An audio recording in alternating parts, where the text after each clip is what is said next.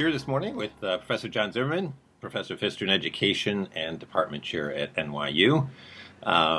He is a prolific author, a number of books, most recently Small Wonder, Little Red Schoolhouse in History and Memory, and actually just about to arrive in the bookstores new book on the history of sex education. Is that the right way to frame that book? Yes. Yeah, hopefully. I mean, it won't be out till March, but it does have a good title, which is Too Hot to Handle. There you go. Oh, there we go. And the cover seems to be pretty engaging. Yeah. Yeah. Hopefully. Yeah. Yeah. But I should also note that in addition to many other things that people will read, we'll link to your bio from this on the page here in terms of various publications and your former position as president of History of Ed Society and so forth. But also that you're somebody who is engaged actively in the public sphere in terms of op-ed pieces and editorials and a spot on Jon Stewart. I mean, there's just no limit to that. And so very notable, I think, presence beyond the worlds of history to the wider public conversation. And for that, we're pleased, and particularly pleased to have a chance to chat here. As you know, this series is really to try to take the kind of thinking that you've had and reading that you've had over the years, and trying to get a historical perspective on schools and school reform and education reform more generally, and to try to translate some of that to a wider public that may not yet be familiar with your work. And so I'm wondering what you might start out with by helping us out. If you had some headlines to provide to folks who haven't yet enjoyed kind of reading in the history of education, what would be the kinds of things that would be headlines for you to let them know about? And when you say headlines, Mike, are you saying just headlines generically about the historical dimensions of education, or headlines from my own work? Well, I think either way you want to go. I mean, I think that the challenge here is to say, if we had a historical perspective, we're in the midst of all sorts of competing waves around school reform and what we ought to do in education, and particularly in the U.S. And if we had a larger perspective on it, what might be the kinds of things we would want to keep in mind? You've written, obviously, on a wide range of subjects from our book, and I know some are dear to your heart, but I just want to give you an open-ended start. Yeah. Well, I guess I would say two things. I would say that the first thing that I would want people to realize is that the United States was a pioneer in mass education. That is, by 1850, we educated a larger fraction of our kids for at least part of the time than any nation in recorded human history. Almost all of them were white, of course, and it was distributed unequally like it always has been. But nevertheless, education became a mass institution here at the primary level in the mid 1900s, and then at the secondary level for the first time, starting in the Great Depression. The United States was way ahead of the curve on those things, I think there are a couple really important things to realize about that. I think that we've always disagreed about what education should do. But there's also been an interesting consensus about the value of education writ large. So if you compare the United States to countries in Europe, especially the United Kingdom, what you find is that in the UK, the Whigs and Tories argued for several centuries about whether poor people should go to school.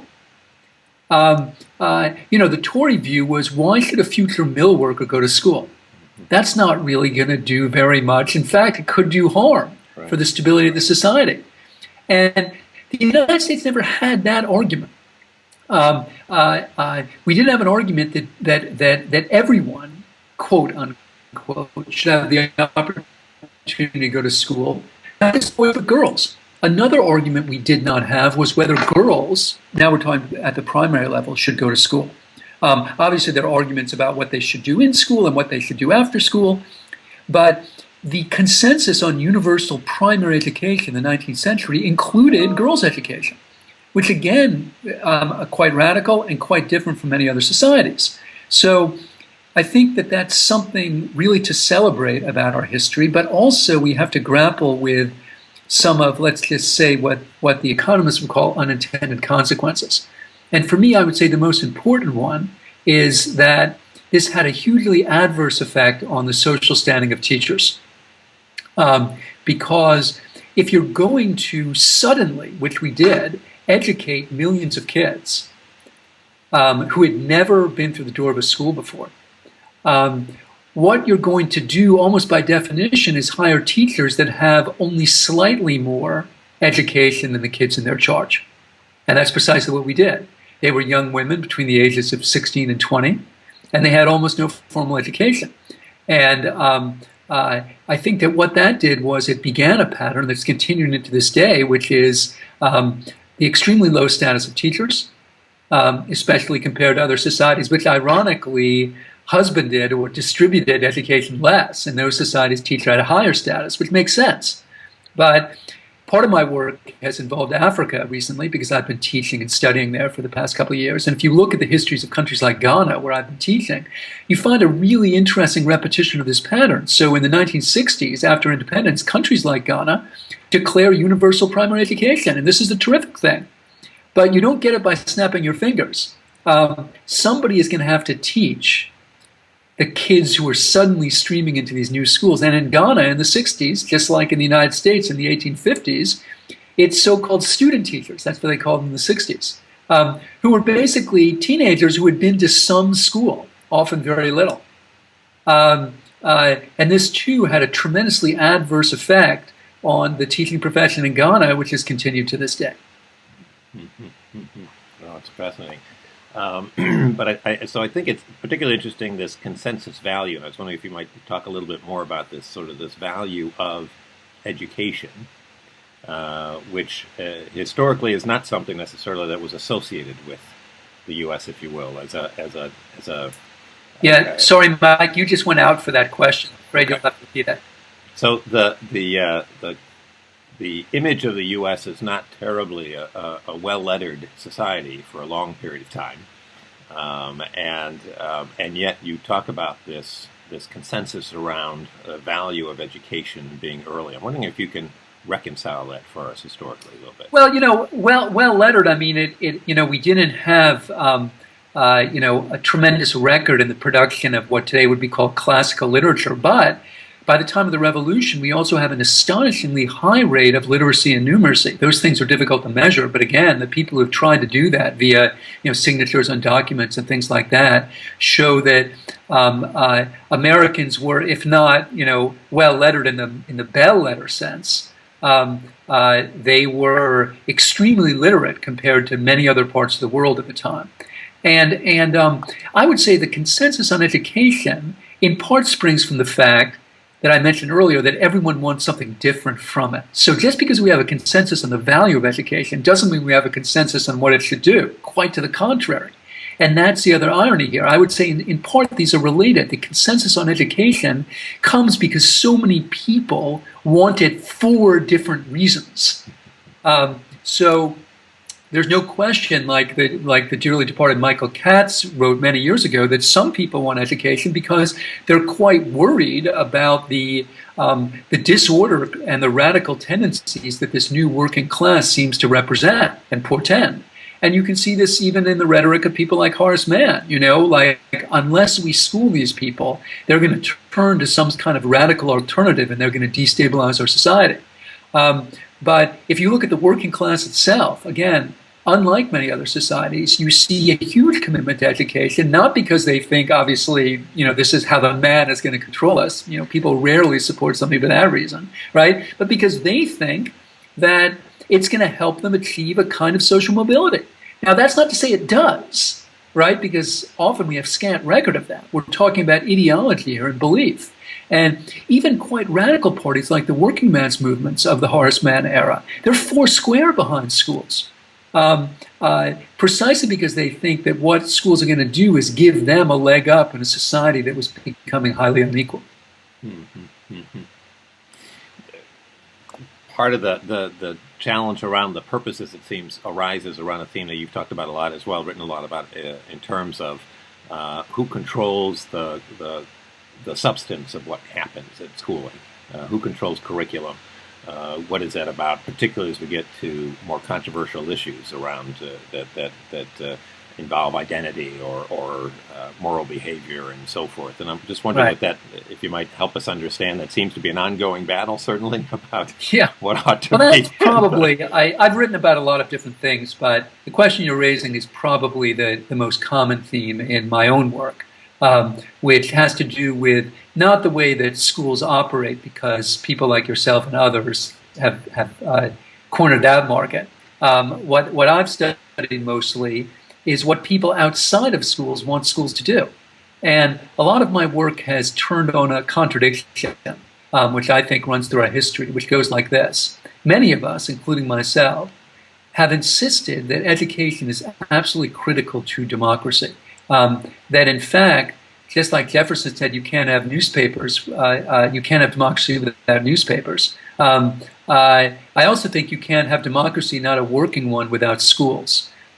Because people aren't born with the skills and habits of little Democrats. They don't come out of the womb saying, well, I'm going to inform myself about civic issues and then I'm going to, deliberate them in a reasonable fashion and respect people that I disagree with. Well, all of those are learned behaviors. And somebody's got to teach them. And schools are our primary public institution for doing so, for fostering the skills and habits of democracy.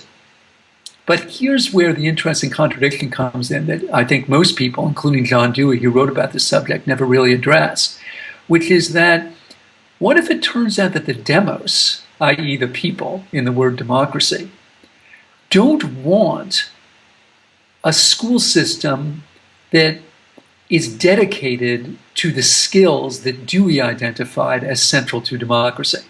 Going back before Dewey to Jefferson, you find people saying, what we need schools to do is teach us how to critically analyze and how to judge for ourselves, how to reason, how to deliberate. But what if it turns out the public doesn't want schools for that reason? What if it turns out the demos want schools so kids will learn to obey adults, or maybe so they'll learn, vocational skills? If you went up to somebody on Broadway or in Philly on Broad Street and you said, what do you want your kids' schools to do? Or actually, a better question would be, do you want schools to teach your kid to question everything, including everything you've taught your kid? I think most people would say, hell no. I'd like school to teach my kid skills that will work in the marketplace, right? And also, I'd like schools to teach my kid to get up at the right time, get themselves dressed and ready for school at the right time, and to follow a certain set of rules to be functional for them in their lives. What do you do when the Zimmermans and the Johanneks of the world say that we need schools in order to teach, more than anything else, a kind of critical awareness and skill that's central to democracy? And the demos itself doesn't necessarily want schools for that reason. Where's the interest group in our current political landscape called People for Debating the Other Side in Schools? Right. I don't think that it exists. And Dewey came close to addressing this question only once in a paper that I've quoted, which is called something like, "Are the schools doing what the public want them to do?" And Dewey answers the question by saying they're not. And they won't until the school educates the public about what it wants, which is a really interesting answer, and I think very much of a tell, like the card players would say. I think that for people like Dewey, the school played a role sort of like revolution does in a Marxian framework. It's the good thing you need for all the other good things. And is there a sense there too? I mean, it always seemed to me that one of the parts that was present in other, never dominant certainly, but more prevalent perhaps in prior discussions around schooling, had to do with public education's role in educating the public about education. Yeah. And I'm wondering if that seems to have gotten, seems to be more absent. Maybe that's, we've more, maybe Labourie's right, we've just all gotten into social mobility and individual goals. It's a private consumption. And so, or is there something else going on there? I mean, how would you Well, actually, I mean, look, that theme, at least at the level of rhetoric, still runs through all of our discussions. I mean, look at the charter question, the charter movement. I mean, so much of the charter school movement is premised on educating the public. And the charter school people will admit that, right? Unless the public both knows about the choices that are available and has the skills and tools to choose between their choices, choice is meaningless, right? The system, however we're defining it, must educate the public about these options for the option to be meaningful. But the charters are arguing for the need for charters. I'm thinking actually also, I think that's a great example, is I think the homeschoolers actually also do some of that role. I mean, sort of in questioning what the role of this institution is meant to be vis-a-vis family interests and other things. But the idea that the charters are there to educate, that part of their role is to educate the public about the need for, if you will, civic development through this institution called charters, seems low on their advertising list. Yeah, I would say so. Okay. Yeah, I mean, you know, they do acknowledge the need to educate about the range of choices available, because anyone who takes choice seriously understands that it's not a serious thing unless people have information, unless they know what the choices are. Right. And I guess there are notable exceptions, Democracy Prep and a few others that I think have made that more of a mainstay. But so this relates to me as well to another question, which is the competing sort of value systems that folks may want schools to assist in. The U.S. is particularly active as religiously relative to, or at least has been historically, to other countries it's been compared to. And so we have this institution that's meant to raise my child, and I'm a good Southern Baptist, and the school is talking about things that I don't buy into. So now it's not just maybe neglecting something; it's actually countering something that I think is important. How do we understand that, and how do we resolve that? Is there any exit to this kind of conflict, or how does that? Well, I think there isn't any exit, and there are a couple of reasons for that. I think, first of all, you know, another huge historical theme in the United States is local control.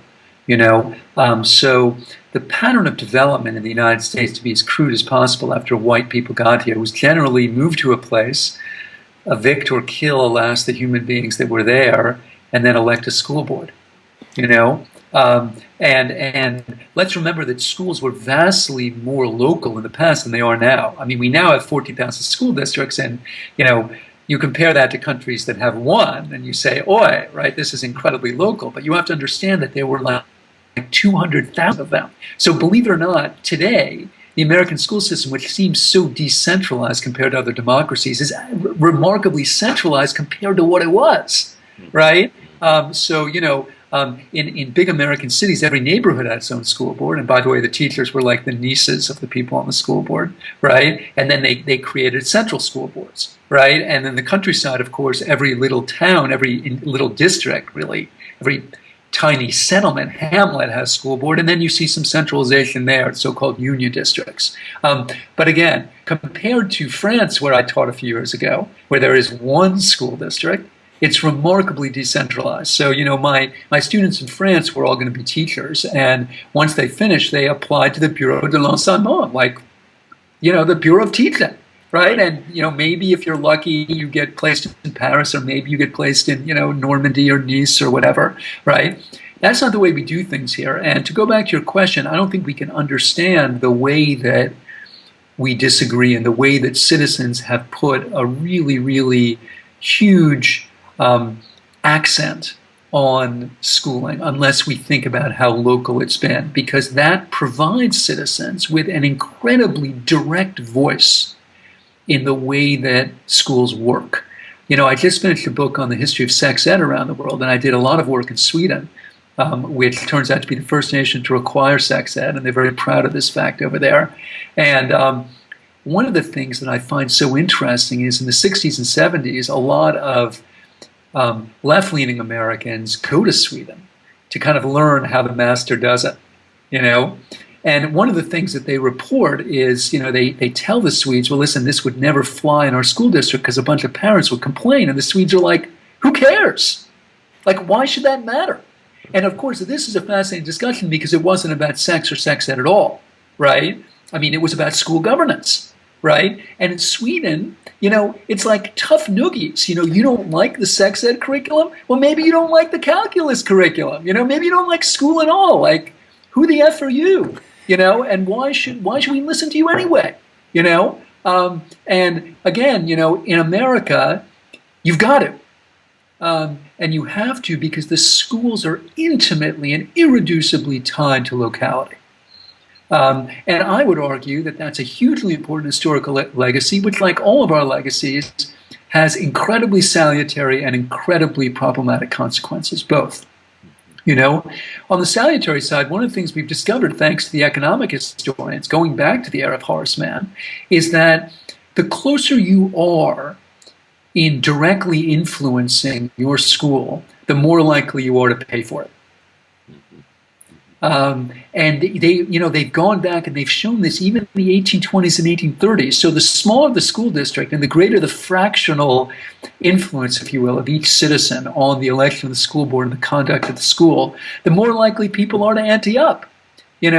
So if you're one of these liberals like me that's constantly complaining about the fact that Americans defund or don't fund their schools, it's a little hard also to bitch about local control when we have lots of strong evidence showing that local control is actually the best predictor of funding your schools or high funding of schools. On the other hand, if you want a very vivid and dramatic display of, let's just say, the less than salutary consequences of local control, have a look at those grainy black and white films of Central High School in Little Rock, Arkansas, circa 1957. And you'll see local control in its most vicious and racist dimensions. What are those mobs screaming as those non-black kids try to go in? They're not just screaming all this awful, racial vituperation, although they were. They're screaming local control, right? That was their banner. We run these schools. Who are you, Dwight Eisenhower? Who are you, Supreme Court? Who are you, 101st Airborne, to tell us how to operate our schools? We got local control here. And so the same institution, local control, which has been so critical in solidifying American support for education in every sense, including financial, has also been a tool and a weapon that Americans have used to literally and figuratively wall themselves off from others, wash their hands for responsibility towards their fellow Americans, and discriminate on racial grounds and a million others. Yeah.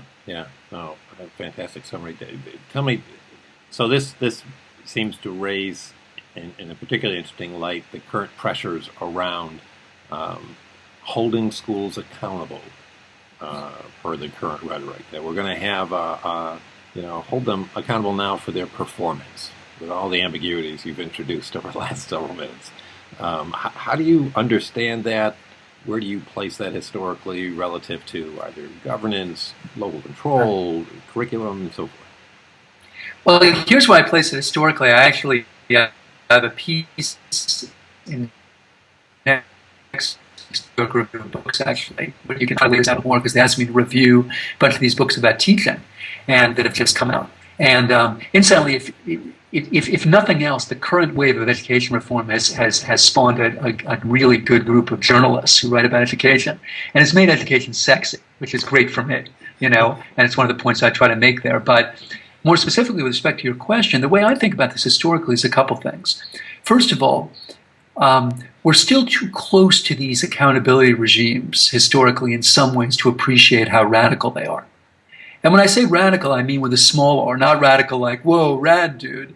Just in a dictionary sense, a departure from the past, right? I mean, if at any point in the past you had said, okay, listen, it's going to require all 14,000 school districts to test everybody 3 times, and then they require them to, attach all sorts of sanctions, positive and negative, to the outcome of these tests, you would just say, no. That's not the American way. That's the French way. And let's add a great political irony that No Child Left Behind was presided over, literally and figuratively, by the Republican Party, the same party who, under its current icon, Ronald Reagan, said there shouldn't be a Department of Education at all. right? Because the Fed shouldn't be in this business. Okay, so I think point number one is that it's a radical departure from the way we've done business in the past. That's point number one. Point number two, these accountability regimes, despite how people like me have criticized them, have by and large been popular. And now we go back to the demos. By and large, it's a mix and it's changing. But if you look at No Child Left Behind, it passed in 2001 and instituted in 2002. Some of my colleagues at the Ed School, they talk about No Child Left Behind like it was imposed in a Guatemalan military coup. No Child Left Behind passed the U.S. Congress by like 390 to 50, something like that, right? I mean, just a landslide, an avalanche, right? And its sponsors, included Edward Kennedy. It included, George Miller from the East Bay, by some measures, the most left-leaning member of the United States Congress. None of this makes it good or wise, but it does make it popular and small d democratic. Then the third thing I would think about historically is how, in many ways, this new accent on accountability, especially as measured via standardized tests, I think represents an attenuation, or in some cases even an obliteration, of the civic purposes that we have historically asked schools to perform. So, you read the letters of Horace Mann and he says, listen, this isn't just about the ABCs. And in fact, he's got this great line about it where he says the ABCs have no spirit attached to them. He wasn't against teaching the ABCs. You got to know the ABCs to learn to read and write. But, he thought that schools had what he called a spirit purpose, what we would call a civic purpose, to bind us together. And I think these accountability regimes, I think really what they do is they put this hyper focus on the academic side of school, right? There's no test to see if you're going to be a good citizen or if you're going to vote or pay your taxes. The test to see if you can, identify the three causes of the Civil War and, do a compound fraction, right? So in a way, what it is the triumph of the academic goals over everything else. But here's the great irony that I try to point out in my New York Review of Books article.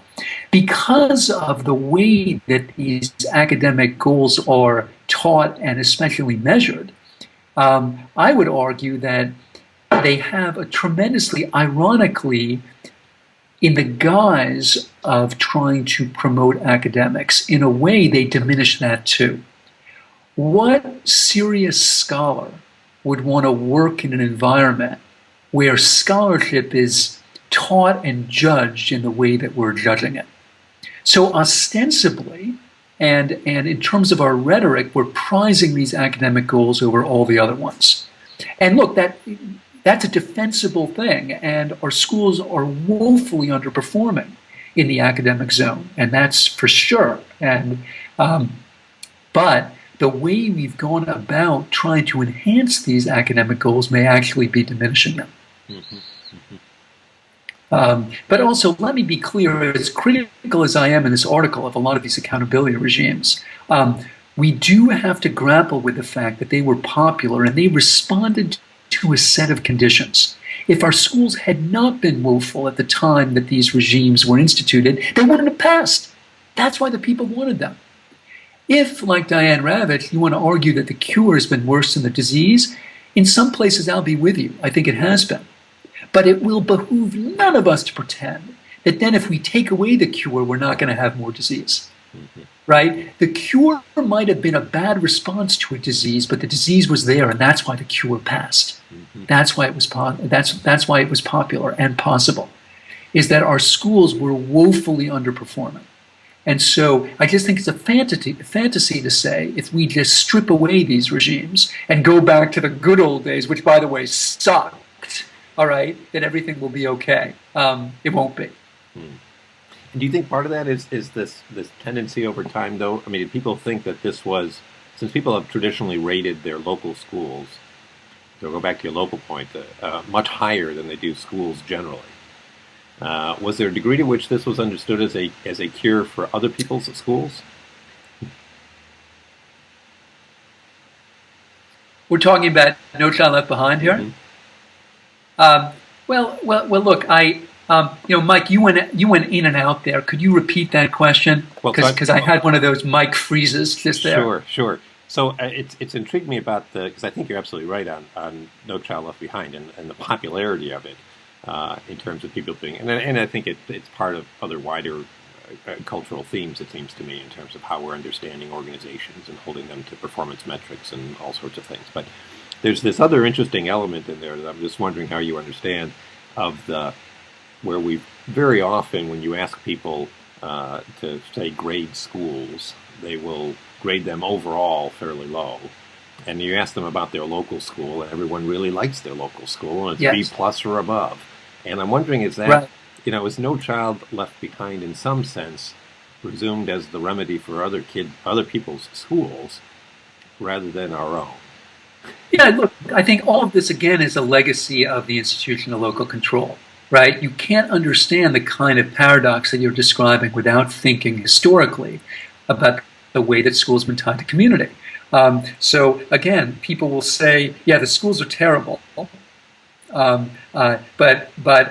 even in schools that by every metric we have are woefully underperforming, they'll say, but my school's all right, right? And the reason is like my aunt went there, or even I went there, right? And it's not just tied to community, it's an embodiment of community.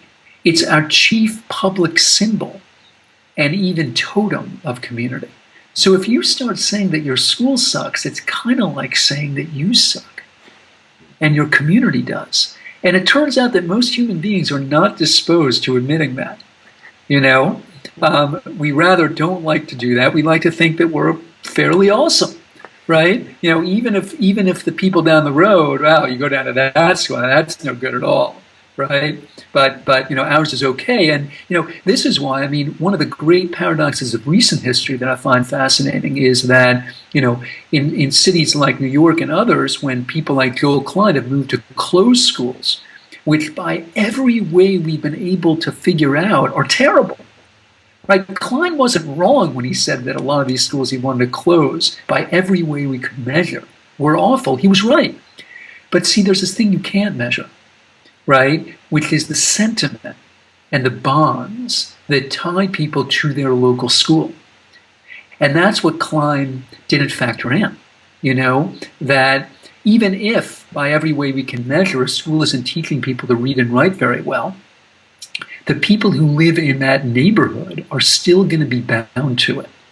That's really the prime legacy of local control. And again, look, I think like I was saying earlier, it's salutary and non-salutary. I mean, I think I understand why people want to hold on to their local schools, but if the school isn't teaching their kids to read and write very well, that's a big problem, not just for that neighborhood, but for all of us. All of us have or should have skin in this game. And we should all be alarmed at the prospect of holding on to a school in its current configuration if the school is not teaching kids to read and write. Mm-hmm. And what I think is interesting, this is my own editorial, I suppose, but I think it's interesting the way you've lined it up, because the rising emphasis on the academic purposes has been justified in many ways through an economic logic, which, again, despite some of what economists have helped us understand, is a fairly loose set of links between, but arguably at least more so today, linkage between certain academic skills and the economy. But the performance of civic or spirit and its outcomes, right, it seems to me, is a more absent argument that we just don't hold. Right, and right, but again, there's no test for that. Right.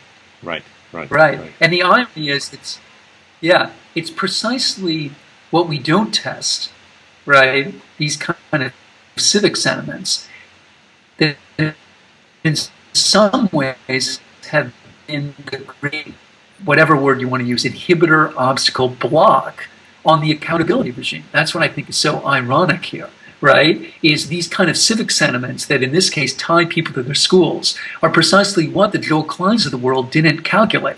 They don't measure them, but also in the political realm, they discounted them. They tried to imagine them away. Oh, who's going to want to hold on to a school that's so terrible? You know what? A lot of people. Yeah. Well, I always think back. I think back to it. And again, that might be good or bad. I'm trying to understand it. And I think that they really mislead there. Excellent. Well, you've been very generous with your time, So, John. Well, so I want to give you one last moment. Any other thoughts you might want to share? Ways that might help people get some historical perspective on especially current efforts on school reform. Is there anything else you'd want to throw in?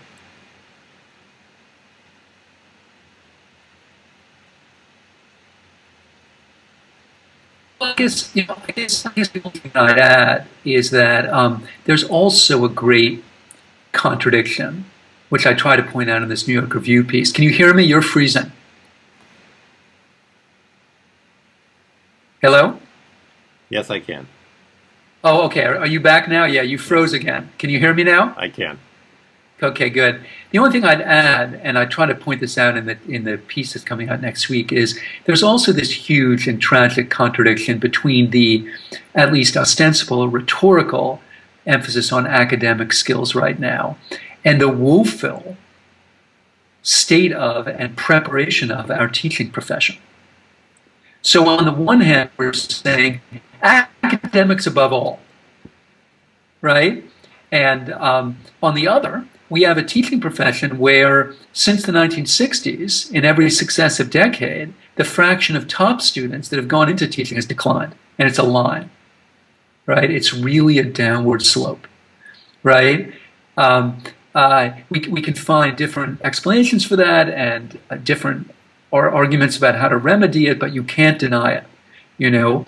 And here's the great irony. On the one hand, we're emphasizing schools as a vehicle of academic skills, but I try to argue that the way we think about it, and especially the way we prepare teachers, we don't regard them as academics or intellectuals. So on the one hand, schools should be preparing everybody academically because academic goals are primary and prime and everything, right? They're everything, right?